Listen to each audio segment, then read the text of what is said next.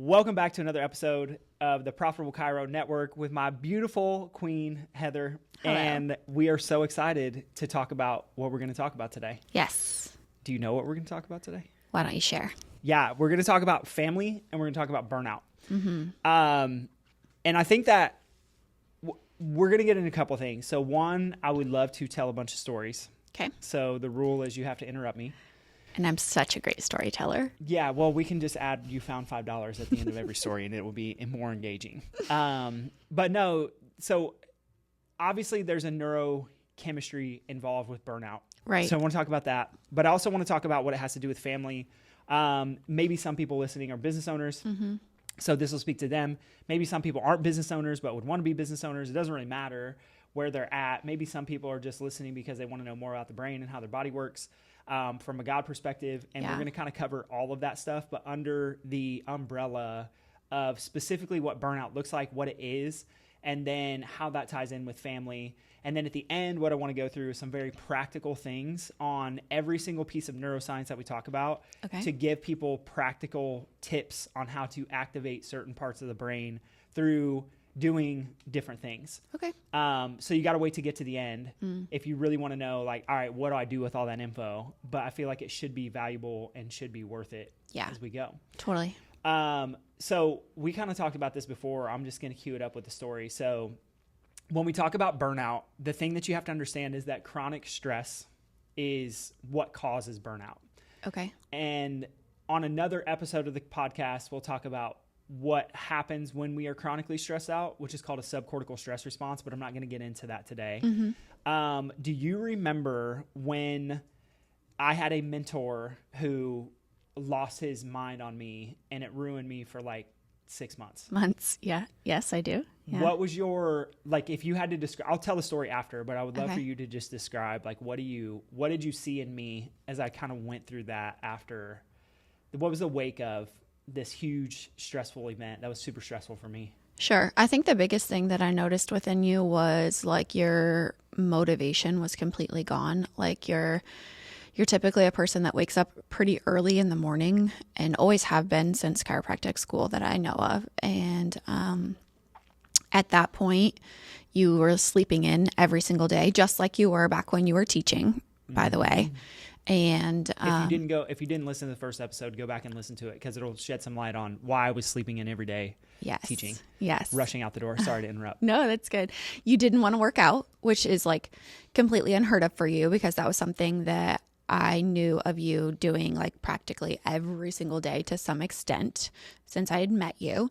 And then in general, you just wanted to like gorge on like crappy food, which is not normal for you either. So like all these traits that were complete opposite of who I knew you to be at the time. Yeah. And you saw a little bit of that when I was teaching. Mm-hmm. What have you ever experienced that?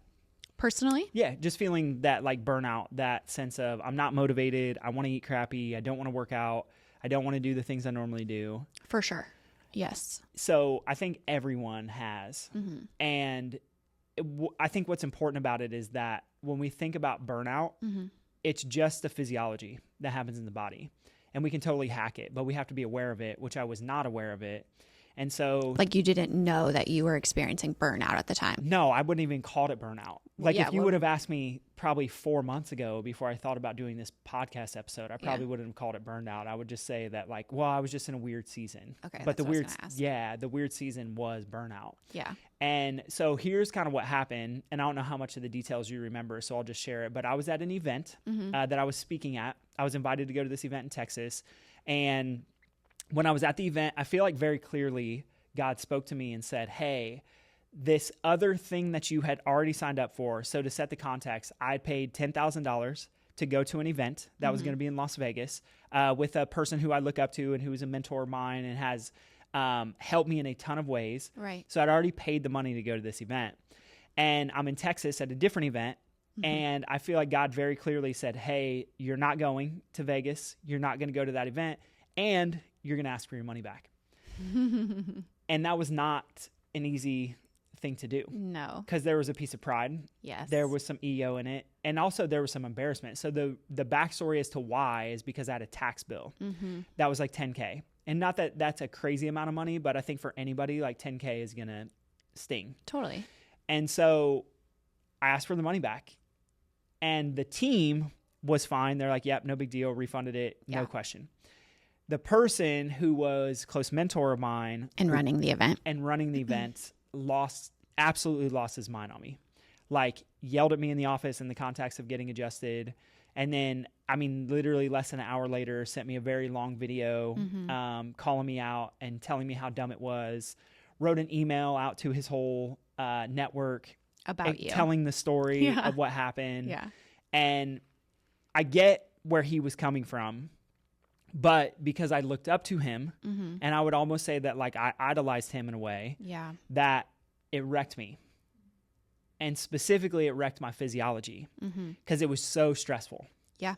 So stressful. And I know you remember being in the office and you're like, dude, you're going to like let him talk to you that way? Yeah. I distinctly remember the next several days like being very harsh just because of wanting to like protect you. Yeah. Which is, I don't know how many people have experienced this, but I know for me, most of my frustration with you comes when you're trying to protect me, which sounds so ridiculous, but it's like this thing that I think a lot of guys have, or a lot of people who are producers and like can do cool stuff that we struggle with when someone's trying to protect us. We almost feel as like we feel this sense of insecurity. But why? I don't know why. I think it goes back to the physiology that we'll talk about in a second when we talk about the brain. That's a great question. And you know, like an example would be something as simple as like, hey, we need to have a conversation with XYZ about something in the office. And immediately I'll feel like it's a challenge to me because I already knew that I was supposed to have the conversation, but I just hadn't had it yet, or like had the time to, or whatever. So then I feel unworthy, and I feel this sense I brought it up. Because you brought it up. And it almost feels like, well, she thinks that I'm a bad leader. And this is the kind of stuff that leads to burnout, like for real, is where there's these tension, and we have a unique relationship. And I know some people listening for sure, they work with their spouse in their office, which is such a unique dynamic because in everything, if you're not good, everything comes home with you. True. And when it comes home, that creates more tension. Yes. But the point is that the tension creates stress. Okay. And if we're chronically stressed, that negatively affects the brain. And so it starts with the hypothalamo-pituitary-adrenal axis and how that fires up our adrenal glands. Our body releases a specific set of hormones. And then those hormones, the cortisol, adrenaline, norepinephrine, you guys will hear me talk about that a lot. You'll hear me talk. You've heard me talk about that forever since we started practicing. Those hormones are what lead to burnout long term. Short term, they're great. They keep us safe and protected. Most of the safety and protection that you and I and anyone listening are looking for is not safety and protection from a bear trying to attack us in the woods. Right. It's from these emotional attacks or me feeling insecure and not worthy, as I just talked about. Like when you would bring something up and I knew that I should do it, but I just hadn't done it yet, or something that I should say, or you felt like I should say. We've had this with other employees where you're like, that person literally just takes so much advantage and like is a time suck. Yeah. Those stress hormones lead to burnout.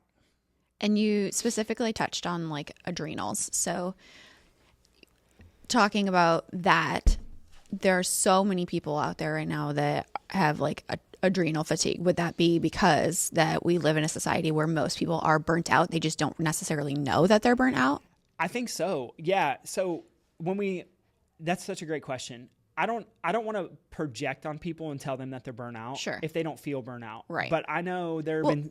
I've experienced it where I haven't felt like I was burnt out until like a year later. I'm like, oh yeah, I really was actually burnt out at that time. Yeah, we had this conversation a few nights ago where you're like, I don't know if I've ever really felt burnt out before. Well, and I was like, dude... Not to the extent. Yeah, totally. But not like I was, because it's different for everybody. It's different. But and this is just one example, right, of many. There's so many examples of people feeling burnt out. And that's what I want to get into is the chemistry, so that you can start to identify it. Because then if you can identify it, I can give you tips and strategies at the end so that you don't start to neglect your family like I did, start to neglect myself like I did, not working out, feeling unworthy, watching the business struggle.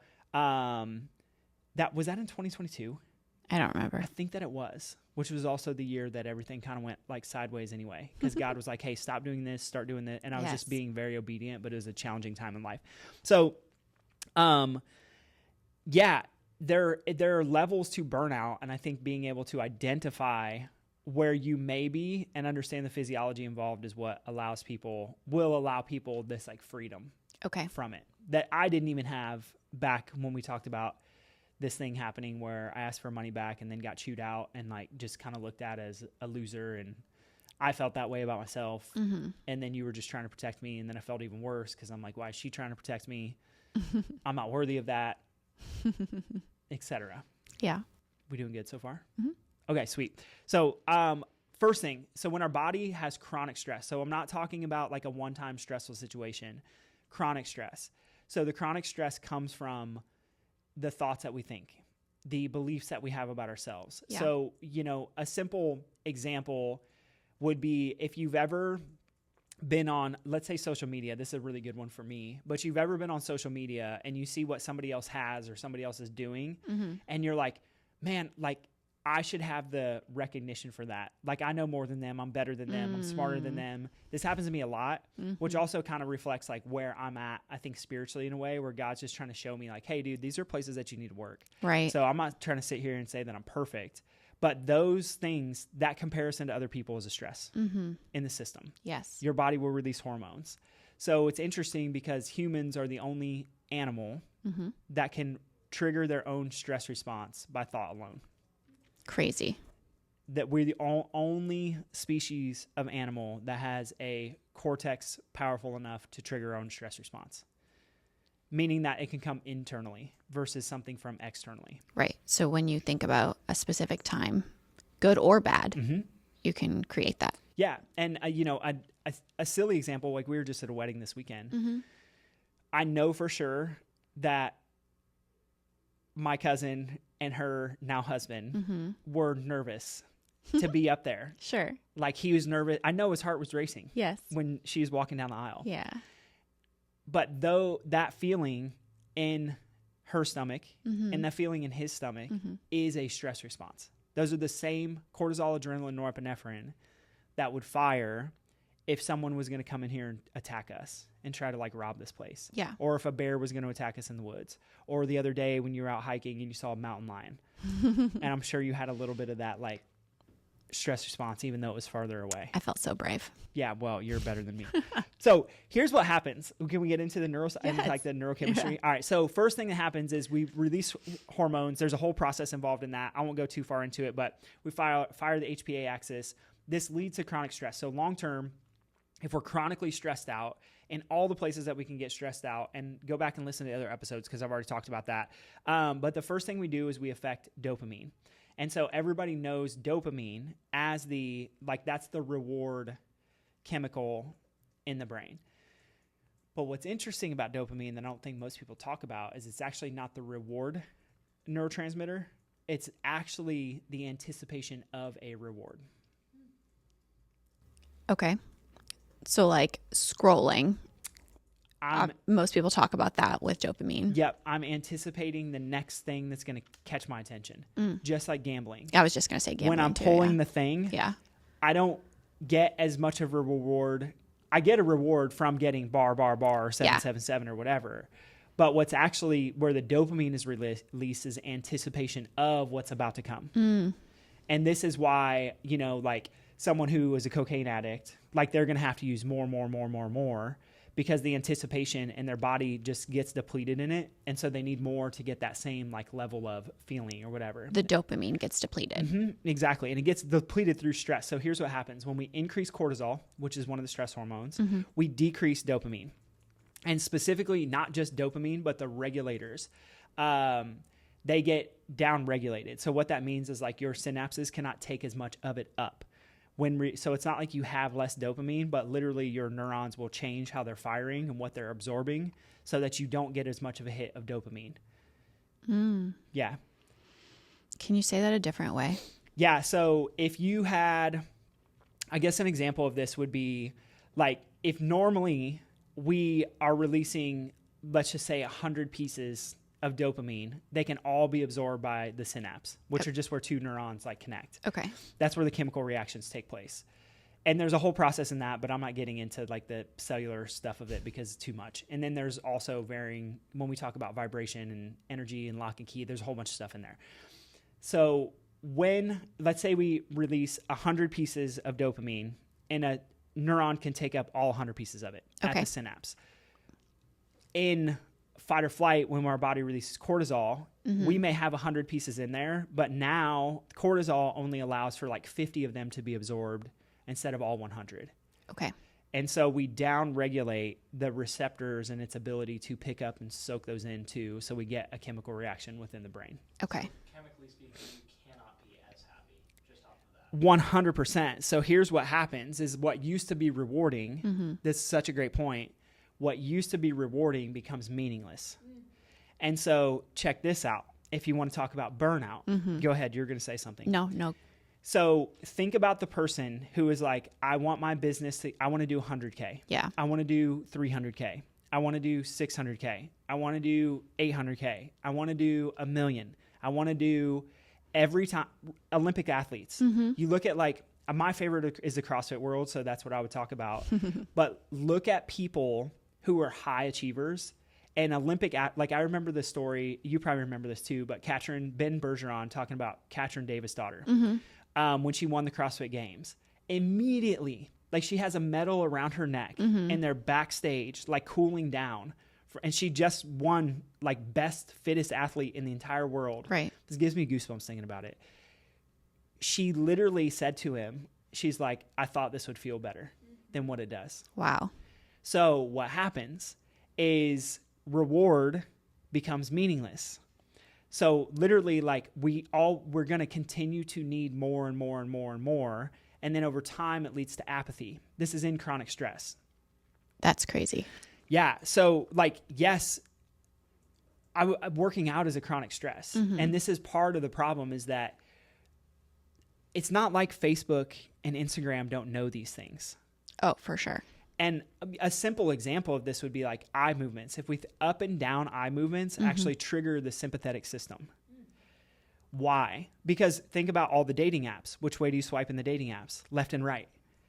You don't think somebody's smart enough to understand and realize that like, oh, this actually triggers more of the parasympathetic healing system and doesn't mess with our dopamine. So we feel more of the reward and we get more reward out of the dating stuff, whereas like when you're going left and right, when you're going left and right versus when you're going up and down, I want the next thing. Oh, I need more because I don't feel rewarded enough. But why would they do that for the dating apps though? Left and right? Like why wouldn't they want more and more?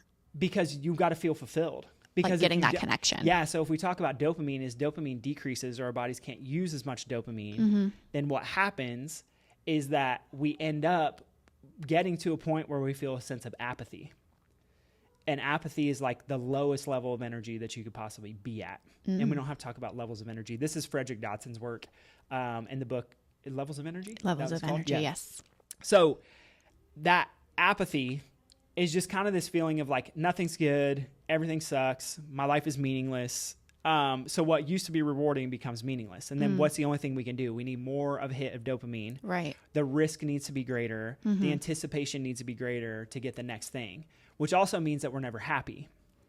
And we're constantly seeking. Also, a low level of energy would be desire instead of like appreciation. Like always wanting more and more and more. And so I can go into another episode where we talk about that and how people get stuck at like, and this is where I was, if we go back to episode 1, when I was teaching, I never felt fulfilled. Right. Because I was chronically stressed out because I didn't really like my life. And so that thought of like, is this all it's going to be? Because you were essentially burnout. I'm never going to have enough money. I'm always going to be poor. I'm not smart enough. I'm not good enough. Like all these kind of self-limiting thoughts and beliefs trigger stress response. Those triggers in stress response deplete our body's ability to use dopamine because cortisol and dopamine work in inverse to each other. And so then that leads to what used to be rewarding becomes meaningless. And then you get into procrastination. And then you get into, I think, which arguably where I was when I was teaching is a loss of purpose. Like I felt like I was helping people, but I felt like I could do more and I didn't know how to do it. And since I didn't have a sense of purpose, what was my way to boost my dopamine? Drugs. Mm-hmm.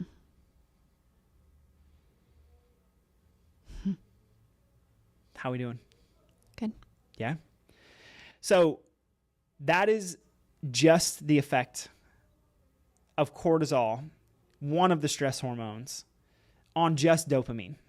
And we can have all of those things. So you could see how if I have the stress of a mentor who I looked up to, but who then like basically called me a loser and said that I was an idiot, and I understand why he wanted to see me do well and do more. Mm-hmm. But then my thoughts about it were like, maybe I am a loser and maybe I am an idiot. And then I'm like, yeah, I just had these feelings coming from him that were projected on me. And then that triggered my body's ability to create cortisol. And I'm thinking about it all the time. And then I get to the point where it's like the gym doesn't fulfill me anymore. Right. I don't care about the gym. Waking up in the morning, and I don't think I was doing Bible studies yet back then. So it was like, you still had your morning routine. yeah, I had my whatever morning that routine, was. but I didn't have strategies to get myself out of the burnout that I was feeling. And I almost felt like a loss of purpose. Like maybe I am a loser. Maybe I should have, maybe this was a mistake. Maybe all these things. Yeah. So that's dopamine. If we go into stress hormones and their effects on the prefrontal cortex, one of the things we do is when we increase glutamate. So glutamate, have you ever heard of MSG? You know MSG. You guys know what MSG is? They talk about that in Chinese food. Yeah, so monosodium glutamate. So glutamate is interesting because it's excitatory to the nervous system. So it works kind of like dopamine does, where it makes the nervous system and the brain excited. But the problem with it is if we have too much of it, it shrinks the cells of the prefrontal cortex. And that negatively affects, Whoa. Yeah. So it negatively affects our memory, our focus, our mood, our attention, our drive, and our willpower. And then the frontal cortex in general is responsible for grit, willpower, presence, productivity, profit, all the stuff we talk about. What's up, West? People are unknowingly dumber just for eating Top Ramen. I don't, Staple college food. I don't know if Top Ramen has MSG in it, so I can't. So if it does, then yes. So there's this interesting interplay between like what we put in our bodies and when we feel burnt out or when we don't. And again, remember that we need more of the thing to give us the reward. Which is why you also wanted to eat like crap when you weren't like, which I mean, that's how I've always felt too when I've been burnt out. Yeah. If you've ever felt like, I just don't care, I'm going to eat a burger and fries. Yes. We did this weekend. Straight up, full disclosure. It was like, shout out to Burger Lounge. We got like landed in Orange County, the hard, like smash the ground landing.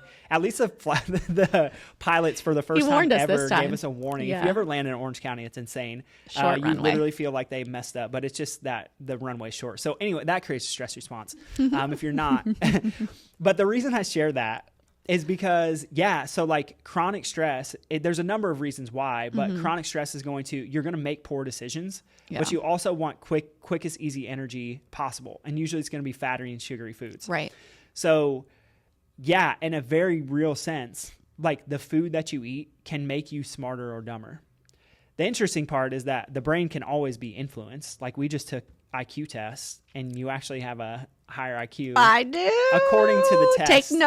Take notes. I started guessing on all of the, what were those? I'm never going to let you live that down. I know you're not. I'm just going to keep practicing so I get better.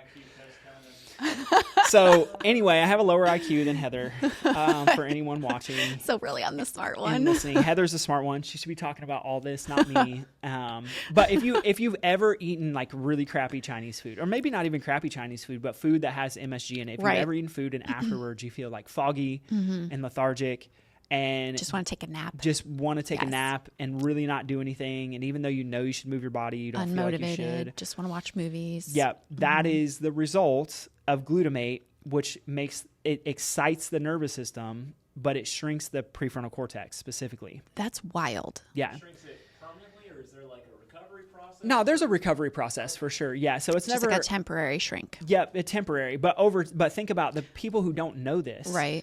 And they're pumping their bodies and like, oh yeah, I just can eat whatever I want. My grandma lived to 103, and it's like, yeah, you can, But if you're looking for more, and I would hope that anybody watching this is like, they're looking for more in their lives. They're looking for how to optimize it. They're looking at how to have a sense of purpose. Yes.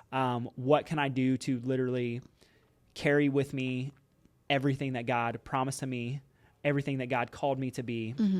And it starts in the brain. And it's just a literal set of chemical reactions that affect what happens when we process stress, when we process food. Food can be a form of stress, by the way. And so, so think about like, just like someone can get addicted to a drug, they can also get addicted to food. Right. I feel like most people have heard that, right? Yeah. And it's real. So it goes back to that dopamine. And then there's an interplay with what happens with glutamate as well, because glutamate affects the part of the brain that's responsible for our decision making. Which is why if we go back, like you can remember when we first started practicing, I wanted Habit Burger like 5 nights a week. Every single night you would ask for it. Because I felt so stressed. Yes. And so much pressure. Yes. But what I still felt is like I had this sense of purpose that was different than teaching. So it wasn't fully burnout, would you say? I don't think I was burnout in that season of life. Because, it was just stress. Yeah, because like getting the results we were getting, adjusting people was so rewarding. You know, making more money than we ever had in our lives is like, that was rewarding. Yeah. And so it's not like we weren't chasing just like the next reward. And so I had some things to kind of keep it balanced, but I still felt this immense amount of pressure and stress. Right. Which I think if I let it go and I continued to eat poorly and I didn't have you to say like, hey dude, you should think about it, then I would probably be that chiro that is not a pillar of health. Right. And the same in the medical profession or whatever. Yes. So we talked about prefrontal cortex. We talked about just in general what happens with dopamine. So if we talk about the amygdala, so what happens when we fire up our stress hormones, the amygdala is responsible for our fear, anxiety, worry. Okay. And so that gets fired up, which also going to lead to emotional outburst. And kids. So if we come back to kids in a second. Okay. So if we think about from an adult perspective, yes, like me, why would I get so pissed at you when you were just trying to protect me? It has to do with your amygdala. Yes, because the stress hormones chronically are going to lead me to emotional outbursts. The front part of the brain, the cells shrink. I make worse decisions. So I can't think like rationally of, oh, my wife is trying to protect me. Right. So instead, what do I want to do? I want to snap on you. Take it out on me. Yeah. Yeah. You got to cut that out. Actually, you don't have to. If you don't want, it's fine. Is there a point at which a person should take ownership and not just blame it on the brain? Yeah, that's the interplay, right? So we can't just blame it on the brain because in a sense, we were designed this way, but we also have personal responsibility always. So if you just blame it on the brain, then you become a victim. And if you're a victim, then you're going to let every single outside circumstance dictate what happens in your life. Right. And this is what's cool is what we'll talk about at the end when I give specific strategies, is that there are things that you can do to overcome these processes that are happening in the brain. Okay. But you have to be proactive. This is what's crazy. So I learned this from Dr. Hall, who's like a great mentor of mine, learned so much from him about the brain, is that the brain can actually never be overstimulated. And the brain wants to, generally speaking, operate in a parasympathetic or a sympathetic or a stressed out state. What do you mean by the brain can never be overstimulated? Why is it that like 3/4 of mothers feel overstimulated all the time? Yeah, so everybody I love that you're asking this question because I get fired up about it. My kid gets overstimulated. I get overstimulated when I go to this place. Right. Our brain is so good at processing information and filtering out information that it can never have an overload. The problem is that instead of having the overload, what we have is an inability to process well. And so it's not the overstimulation, it's our inability to inhibit what all is happening inside of the brain that would allow us to have certain reactions in the first place. So for instance, when we talk about the amygdala, the frontal cortex, the prefrontal cortex is what tells the amygdala to turn off. Okay. So if the prefrontal cortex is strong, it can say, hey, cool down. You don't need to operate and worry. You don't need to be fearful right now. Anxious. Everything's going to be all good. The everything's going to be all good thought process, optimism, persistence, willpower, hope, faith, that's prefrontal cortex only. Amygdala is the opposite of that, fear, worry, anxiety. So stress hormones, what did I say? Stress hormones change how we process rewards through dopamine. Stress hormones shrink the prefrontal cortex because our body releases glutamate, which those shrink the cells of the prefrontal cortex. And so from a brain perspective, when we release stress hormones, it actually turns off the part of the brain that's responsible for faith, hope, optimism. Right. So we have to keep the frontal cortex strong. Did I answer your question? I think so. Maybe strategies will help with that. Yeah, for sure. And so, yeah, perfect. So then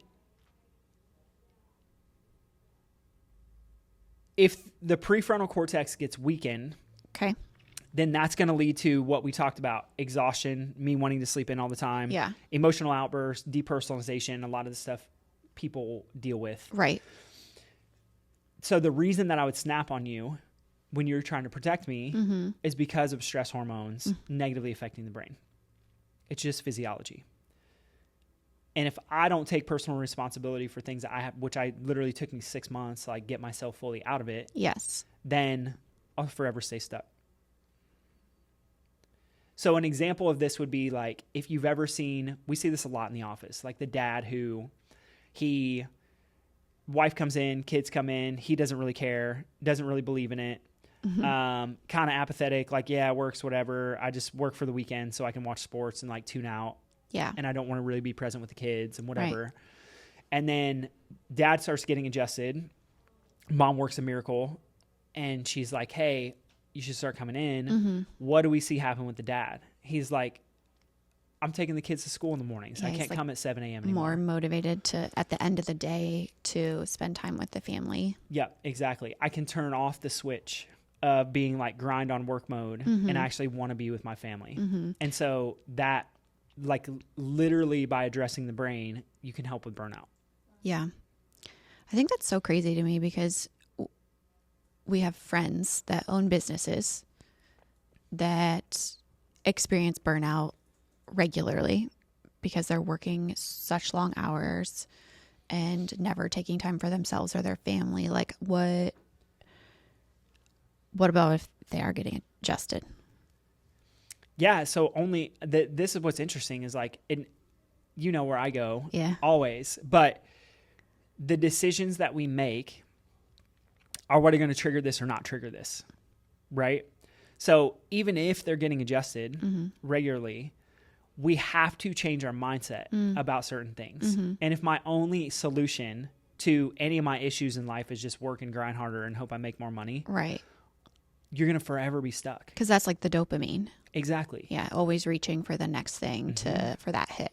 And remember that desire. So if we talk about I have to share this now. So Frederick Dotson wrote this book. It's called Levels of Energy. Yes. In the book, Levels of Energy, he lays out there's a spectrum of energy levels from 0 to 1,000. There's actually -2, but we won't get into that.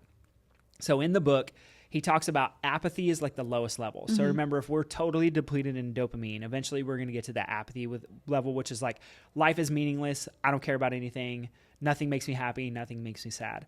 So if we bump up the energy level just a little bit, anger is better than apathy because now we're experiencing something. Apathy is like emotionless. Some type of emotion. Yeah. Okay. And so then we go from anger into, if we get to like level 200 to 10, that's going to be where I was when I was teaching. So I had everything I was told I was supposed to have. Right. And how did I feel? I just wanted more, but I didn't know what. I didn't know where to get it. I felt like I was stuck. So desire is like a level 200 to 10 emotion. But if we desire things, that implies a lack that we don't have them. Right. And if we have a lack that we don't have them and we experience that, now we're comparing ourselves to other people and we're triggering this exact same physiology in our bodies. What's the high end and the low end of that scale? 0 would be like apathy. 0 would really probably be death in some ways. And then on the high end of the scale will be 1,000, which would be I mean, I would say the only person, there's probably others too, but I would argue the only person that hit 1,000 is Jesus. Mm-hmm. And normal person is going to operate below 200. I think the number in his book is like 85% of the world's population operates below level 200.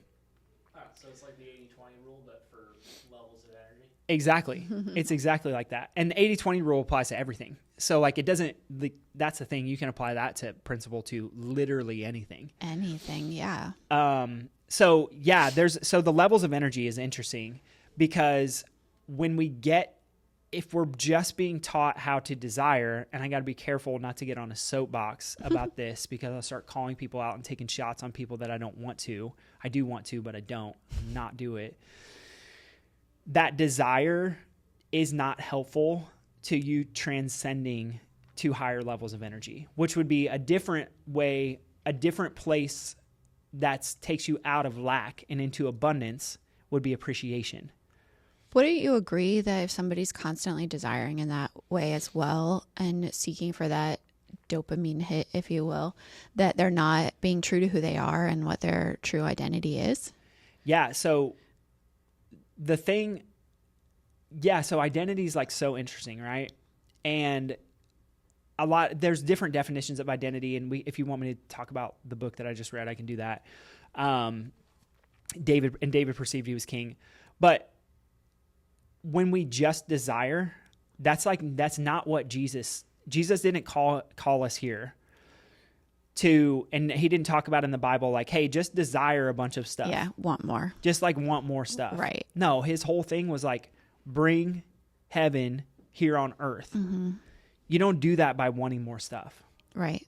You do that by helping people, by serving people, by giving out love, yes. by the golden rule. Treat people like you would want to be treated. Mm-hmm. So like, you can't do that in desire because there's an implied thought process of I don't have this thing that I want and somebody else does.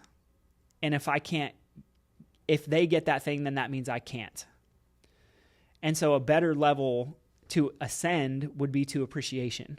Like I appreciate that they have a super expensive watch and I appreciate what they did to work for that or the car or the house or the spouse or the girlfriend. It doesn't really matter or the business numbers. It doesn't matter what it is. Mm-hmm. But most places people are just being taught to desire, in my opinion, which leads to burnout. Mm-hmm. And then when we lead to burnout, that affects the whole family. That's so true. Yeah. I would also, my story, my most recent story, I guess you could say, for burnout, which you tell me was burnout, but I still am trying to find the correlation for that, was a few years ago when I felt like I didn't necessarily, I guess, have a purpose. Mm-hmm. So yes, I felt like all I was doing was living for you, living for Coco, very much like I could probably say most moms and spouses and women can relate to at some stage of being a mother. You're just working for everybody else and you let go of yourself and who you are and what brings joy to your life. And I certainly was feeling that way at that point. And so I was searching for what can I do for myself that creates joy just for me, that has absolutely nothing to do with you, has absolutely nothing to do with Coco, that I could fill my cup up with. Yeah. You wanted a deeper sense of purpose. Yeah. Because what you felt like, I think, is what a lot of people feel like somebody who's a business owner. Mm-hmm. Well, I just make money for the family. And that's all they need me for. Right. Or that's all I'm just an ATM, which isn't a sense of purpose. And so again, that triggers a stress response. Yeah. And then we just start chasing a higher number, a bigger number, or get more stuff, whatever. Mm-hmm. So what was interesting about our conversation when that happened is I remember you sitting on the bed and I think we had just moved into our new place and you're Shortly hey, after, yeah. I think I want to hire a coach. It was so random for you. So I had no idea. Yeah. That's what's wild about it is I think so often we feel like we can't share our emotions and we can't share where we're coming from. And it just messes us up. I think my biggest thing with not wanting to share it for you is because it felt like you had so much going on in your life and I didn't want to add another stress or burden to your life by me feeling the way that I was feeling at the time. Yeah. Which also plays a role with like the family dynamic and burnout. For sure. Because then like I felt the weight of that. Yeah. Where I'm like, and again, like I'm a dude, so I kind of want to be a fixer. I'm like, well, let me fix it. Like, how can I fix it? And you're like, you can't do anything. This is about me. Yeah. It's not about you. But we had to have a real raw conversation about, hey, I want to hire a coach. And I was kind of shocked, and I'm like, well, I could be your coach. And you're like, no, that's not what I need. I need something that's like not you and not Heather. Because Coco, I think being a parent in general is a lot. It is.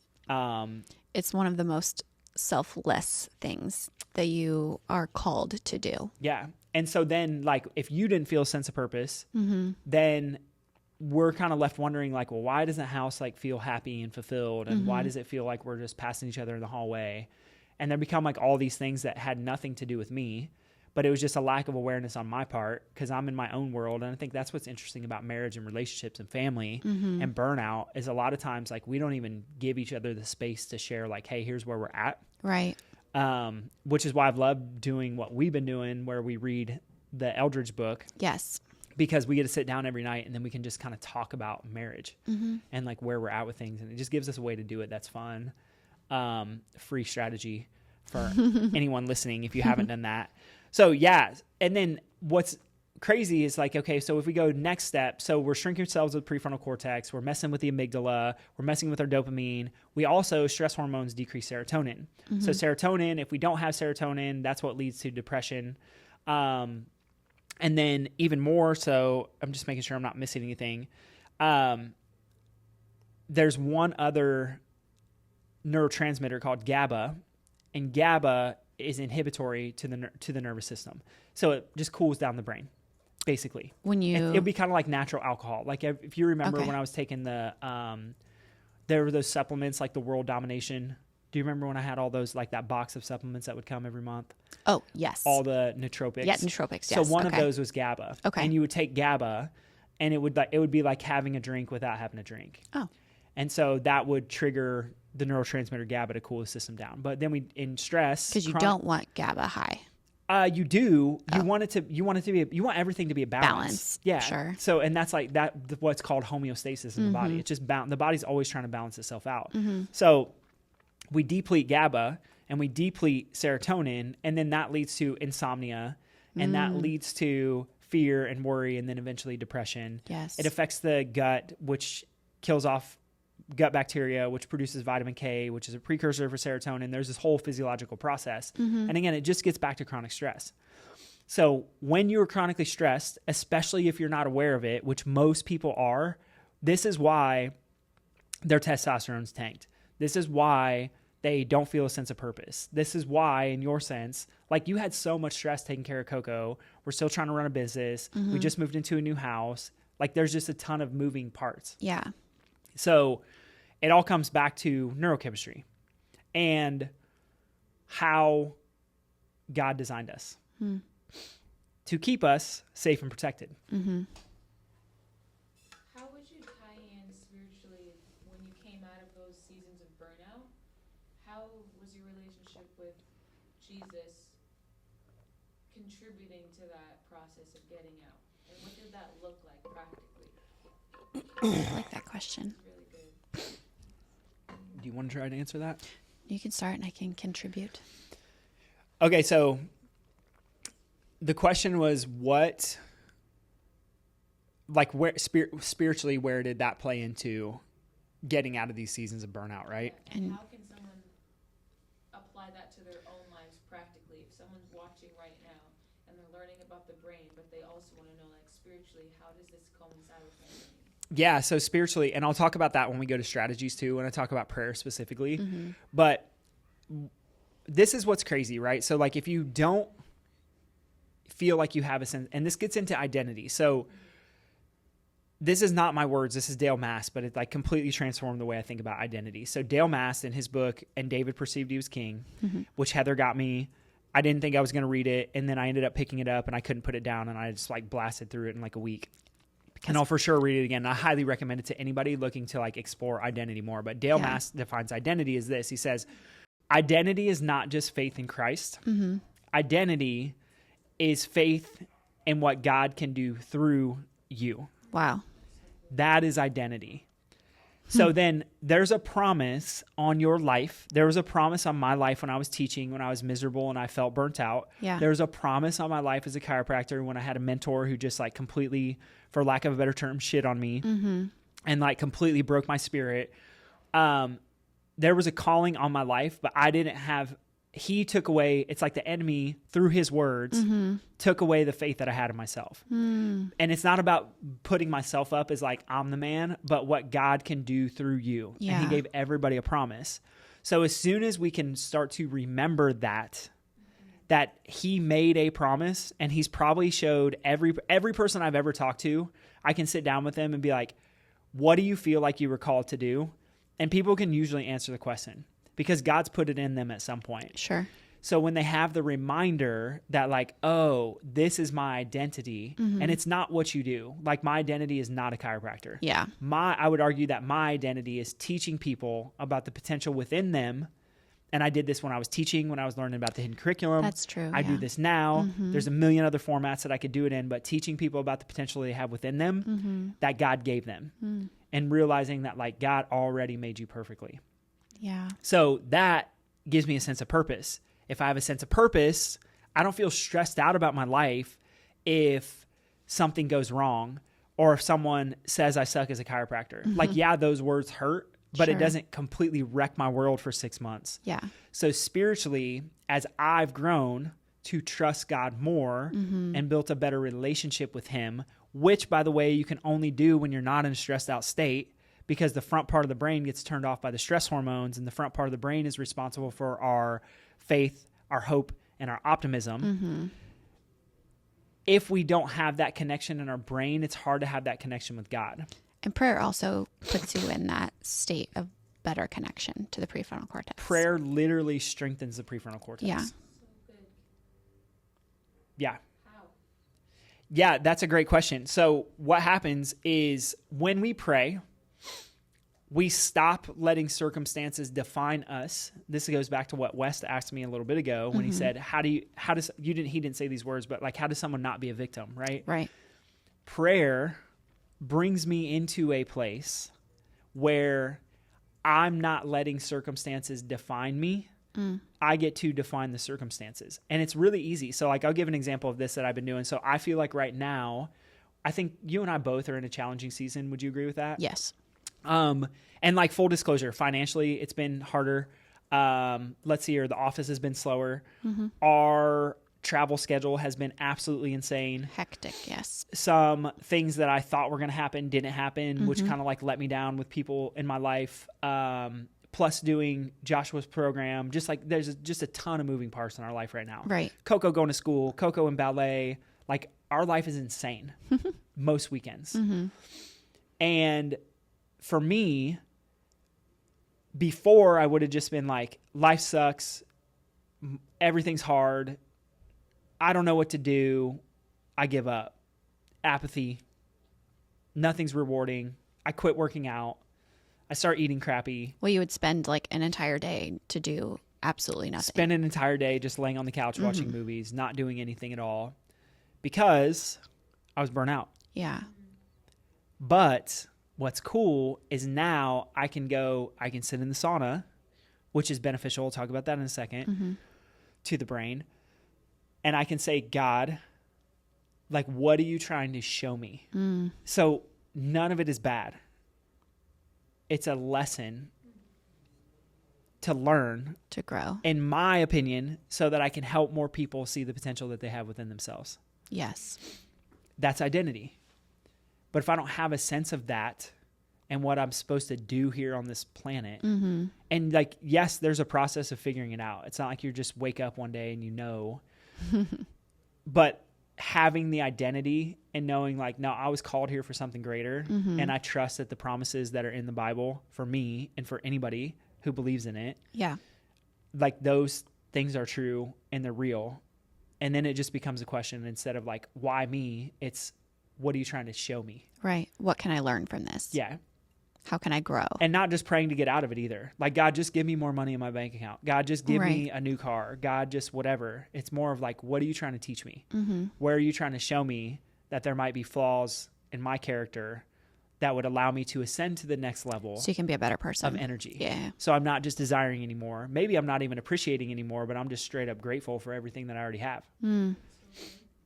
Higher level of energy. Yeah. That's good. Okay. Tell us some strategies to get to that space, because that is a space that I feel like so many people really want to ascend to, as you said. For sure. So, all right. Let me get set real quick. This is so good. Okay, here's what you can do. So, none of these are the end all be all. So I have to remind people that these are hacks.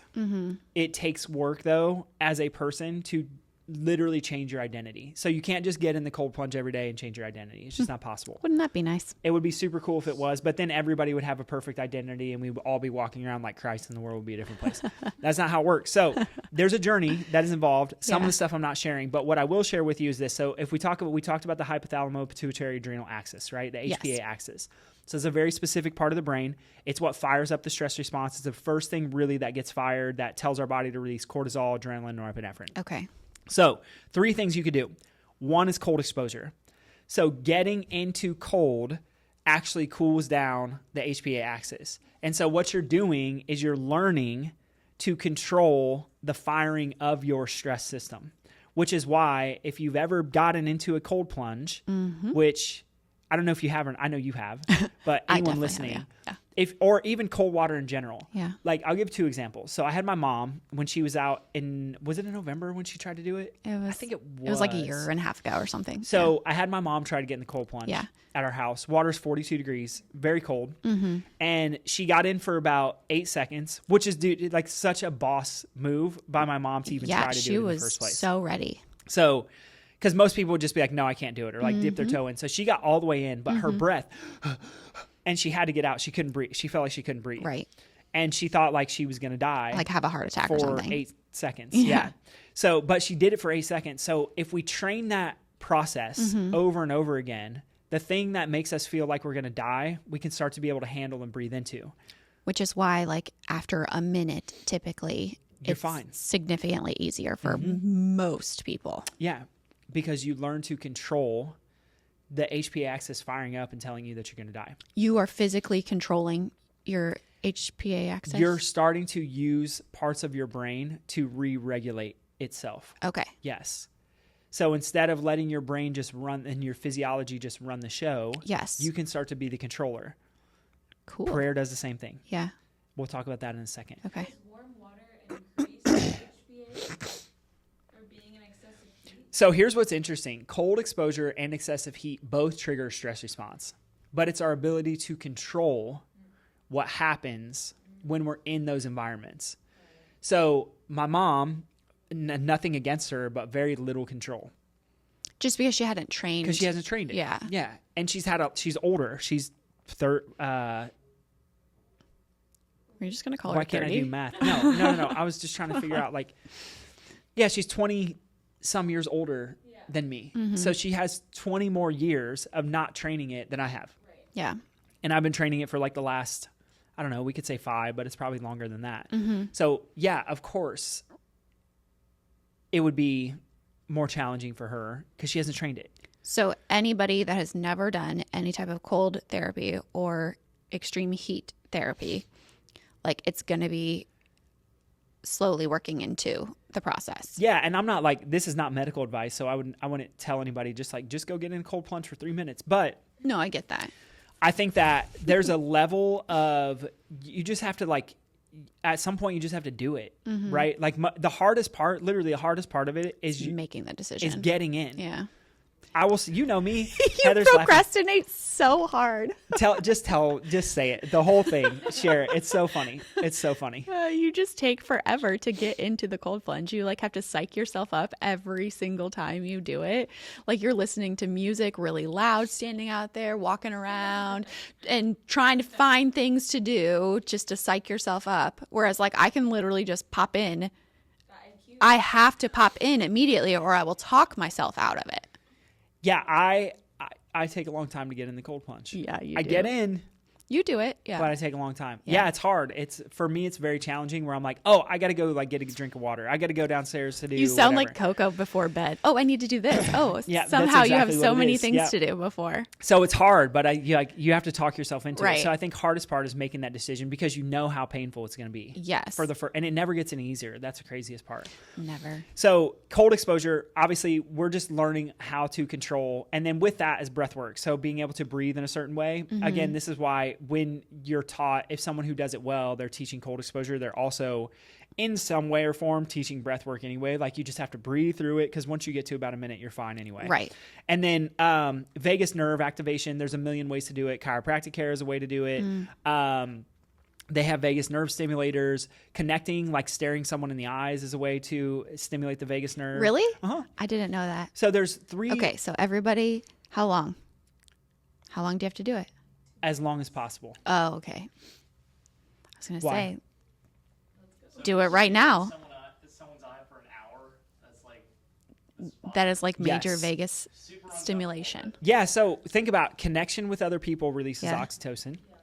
Right. Connecting with another person in general, like it literally, you're gonna like making eye contact with someone helps you feel safe and protected.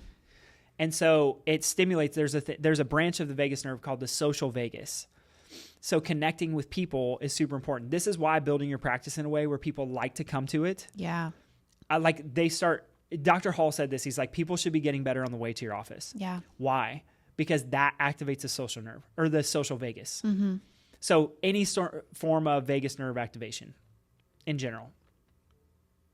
Okay. For dopamine, resistance training and novelty and rewards. So if you can learn how to, like 75 hard would be a good example of this, is like, it's new, it's novel, and there's a reward of like taking a picture of yourself every day, seeing how your body looks. Mm-hmm. Those things train your body to rebalance out dopamine. And resistance training, so heavy lifting weights, Okay. rebalances out dopamine. For the prefrontal cortex, prayer. So praying literally strengthens your body's ability to say, hey, we don't need to stress about external circumstances. They don't define me. I get to define them. And when we can start to ask different questions, our life will change. The other thing you can do for prefrontal cortex activation, the fastest way that I know of, the most important way I know of, is brain-based, neurologically based chiropractic care with somebody who's actually going to measure where the front part of the brain is imbalanced and adjust accordingly. Yes.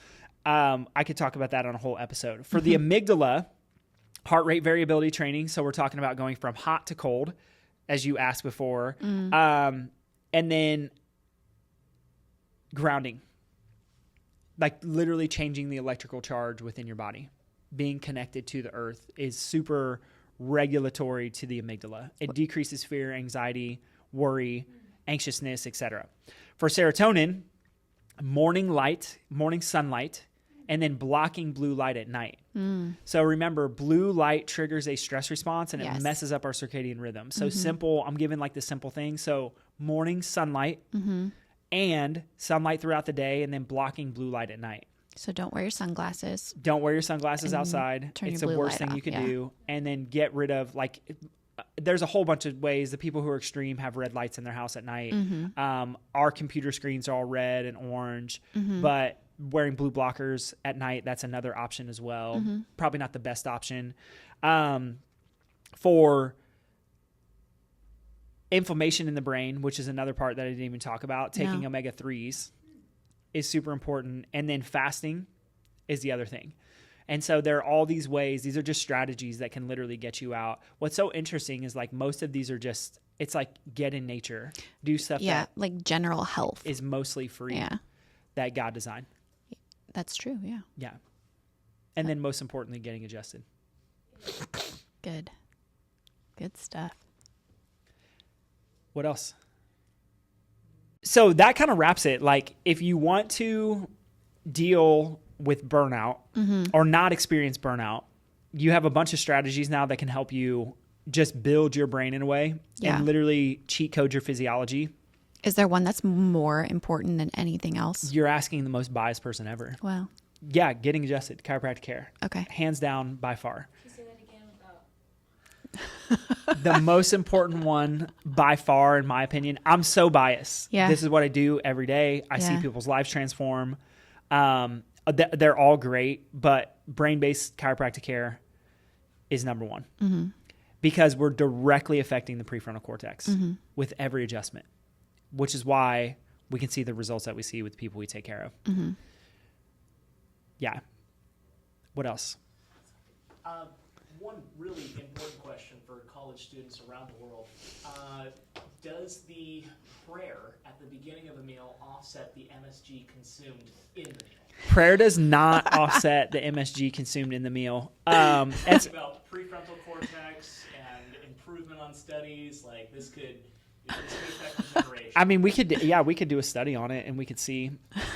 So that's it. Like, family burnout. If you want to have a better family life, if you want to have better relationships, being aware that you might be burnout and understanding that if you're feeling like a sense and a lack of purpose, that there's more for your life. There's a higher calling on your life. Yes. There's on all of us, and God gave it to you and it's already within you. And these strategies should be a gateway for you to be able to start to access parts of your brain that may be shut down. Yes. And when you can do it and you do it well, guaranteed game changer, life will change. I've seen it in my life. I've seen it in your life.